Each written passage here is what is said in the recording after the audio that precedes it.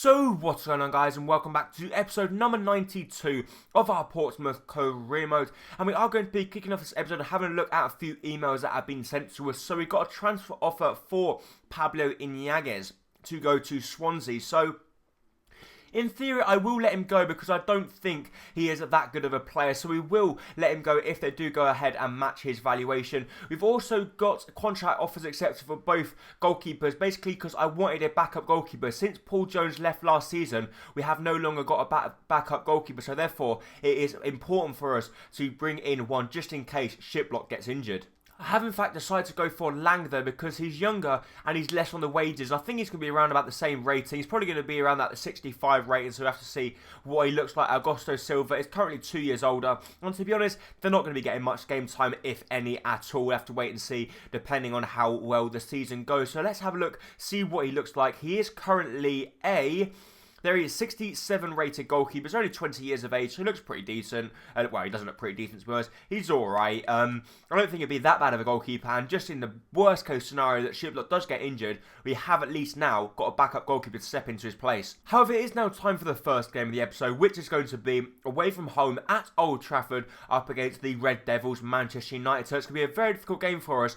But when we've got such a strong front line, there's no reason why we shouldn't be able to bang in the goals. The only reason Klosterman is playing at right back in this game is because Nathaniel Klein is currently suspended with a red card, but in the next game, he will be making his debut for the club. Have a Gareth Bale slipping the ball through to Hatchin Mastor through to Raheem Sterling. Sterling cuts back inside with a scoop turn, finds Kingsley Coman. Surely Coman's going to find the back of the net. He doesn't, but the ball goes up in the air. Can we win the header? No, we can't. And Manchester United just about get the ball clear. So we do come so very close there to breaking the deadlock very early on in the game. But a wonderful block from the Manchester United defender denies us from opening the scoring. Manchester United have a good chance for themselves. Varela has a strike, and that's a good save by Christopher Shiplock there, making it look a little bit dramatic. But the most important thing is, I don't care how he keeps it out as long as the ball doesn't hit the back of the net, which is obviously the main aim of is to deny the ball from hitting it. And now, you've got to be kidding me. What am I doing?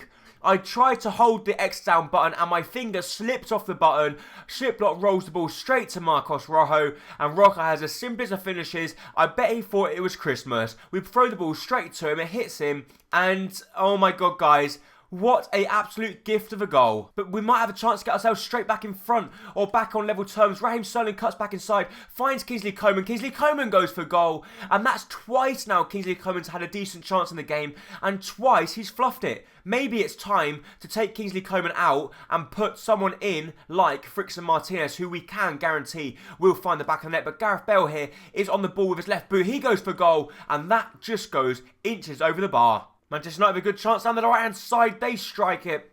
And Christopher Shiplock once again matching it with a good save at his near post, putting the ball onto the post, and we just about get let off the hook. So completely dominated the first half, but went into the half-time break 1-0 down courtesy of a stupid error by me as I give the ball straight to Marcos Rojo. But now we win the ball back through Boca. Boca through to Raheem Sterling. Can we try and launch counter-attack of our own here? We squeeze it back through to Boca. Boca's going to try and find Hatchin Mastor, which he does do. Mastor, unfortunately, may not be the quickest player in the world, but he is definitely a skillful player, squeezing it back through to Raheem Sterling, but they do get a good block on it, and it goes out wide for a corner kick. Gareth Bale on the ball, squeezing it through to Yannick Boca. Boca's trying to take on his man. He takes on Rojo. Mark Boca goes for goal, and Sergio Romero with a wonderful save, denying Yannick Boca. However, Hatchin Mastor squeezing it through to Klosterman. Klosterman whipping the ball to the far post, and Kingsley Coman, man, you're at the far post all on your own.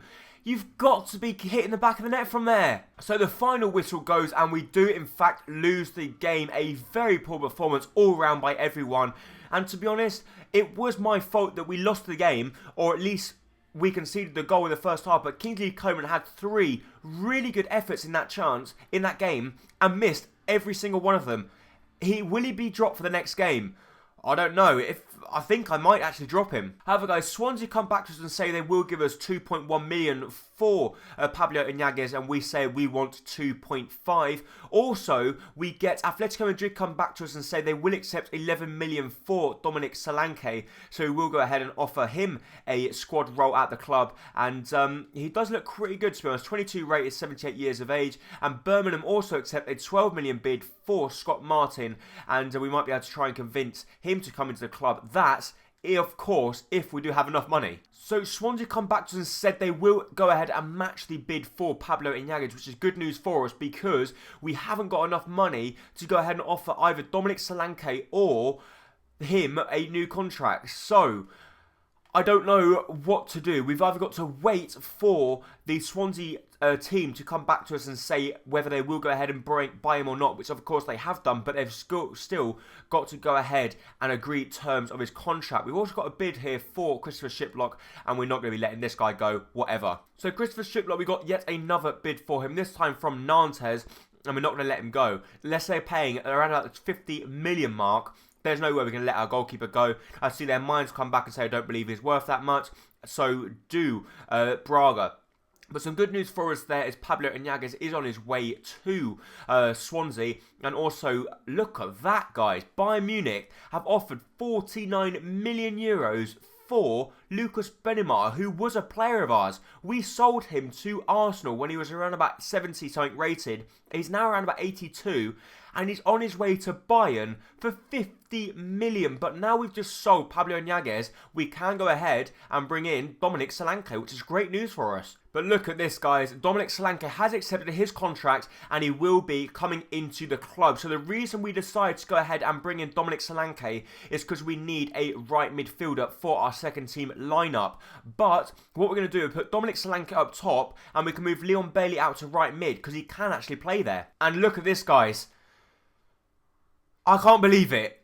So Aston Villa come in for a 12 million bid for Kingsley Coman. We decided to up it to 35.5 million for him, and they said they're going to go ahead and match it.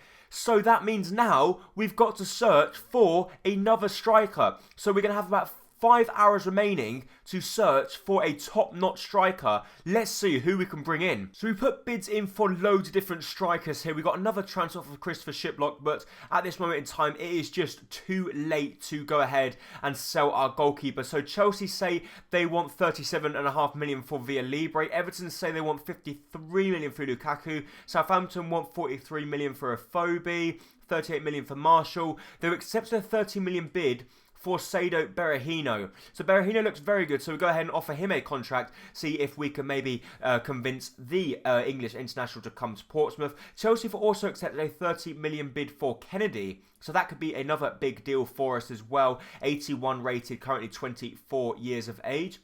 Another one, Manchester United once again declining,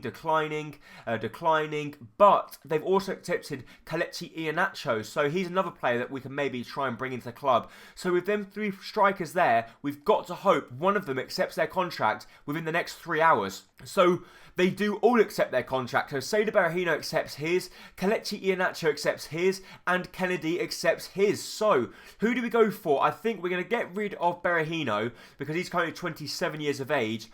So if we're going to go for anyone, it's going to be Iheanacho or Kennedy. We can either bring back Iheanacho to the club that he originally started at and he was the first player we brought into the club, or we could go for someone that's more established like Kennedy. But to be honest, Kennedy's 1 year older and one rating older. Kennedy's currently 1 year younger and one rating lower. So who do I go for? Do I go for Iheanacho, Kennedy? Iheanacho, Kennedy? I'm not sure.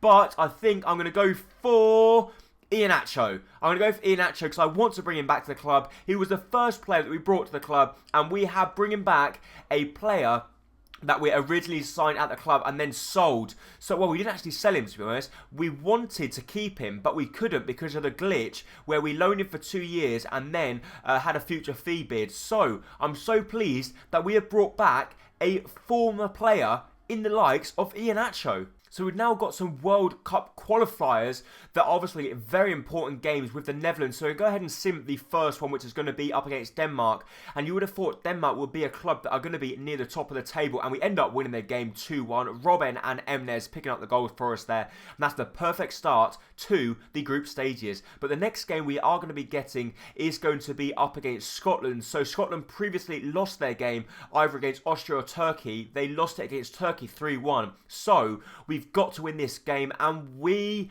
should do, and we do. We win the game at 3-0. De Vrij, Emnes and Robben once again picking up the goal. So Robben and Emnes in inspired form for themselves there. We're also going to have some more player training for ourselves. So we put Zlatan's regen on 2 drills. Bocca's still on 2 drills. And we're going to keep Martinez on 1 drill for the moment. And let's see if we can start getting him up to the 81 ratings as well, as that'd be great news for us if we could. So now we've got the second and final game of the episode, which is going to be at Fratton Park up against West Ham, and 2 players will be making their debuts in this game. So Nathaniel Klein and IHEANACHO will both be starting the game, and let's see how they get on. But IHEANACHO, if he doesn't put in good performances, he will soon lose his place to Frickson Martinez. Have we got a good chance? IHEANACHO, the first chance of the game, falls to IHEANACHO. He's through 1-on with the goalkeeper, and IHEANACHO, you had a clear-cut chance just 4 minutes into your debut, or your second debut at the club, and you put the ball wide of the post after a 1-on-1 chance.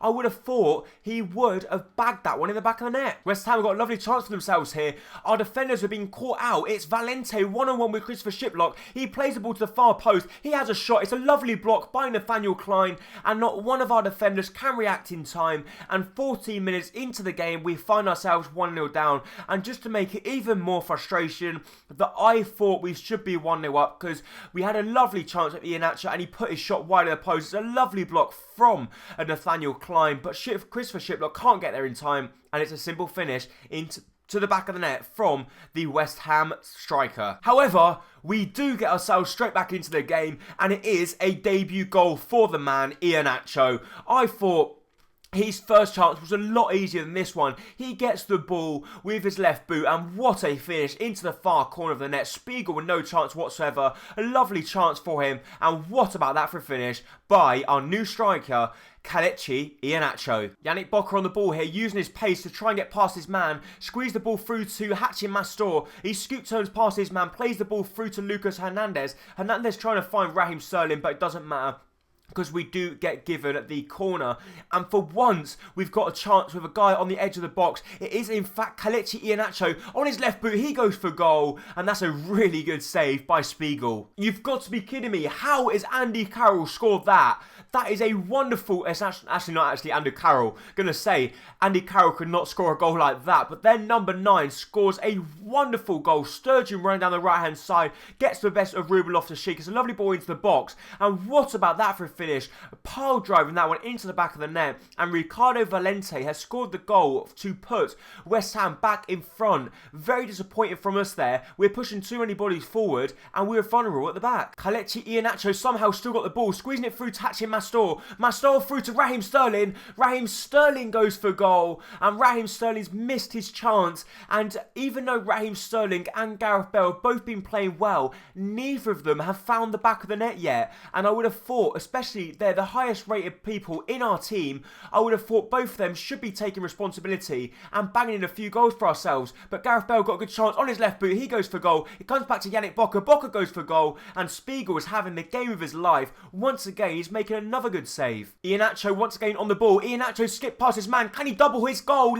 tally? Yes, he can, because Kelechi Iheanacho has picked up his second goal of the game. And that is his second goal on his debut as well. It's a lovely, well, not lovely finish, but he does get a little bit lucky. His first shot is expertly saved by Spiegel, but he manages to get back in the nick of time to get a good hand on it. And well, Kelechi Iheanacho has a simple finish after Spiegel had saved his first effort, but 2 goals on his debut, you couldn't have asked for anything more. So the game does in fact finish 2-2, and Kelechi Iheanacho is of course my man of the match. He did play fantastic in that game. A little disappointed he didn't finish his first effort, as he would have then picked up his hat-trick, but we completely dominated the game. Spiegel had the game of his life, but I'm still pleased that we managed to get a point from that game. But the problem is, we've only picked up 1 point from 6 in this episode, and if we want to be Premier League winning material, Premier League winning, that is not the material that we need. We are going to go on the player training once more. Can we try and get Zlatan's Ibra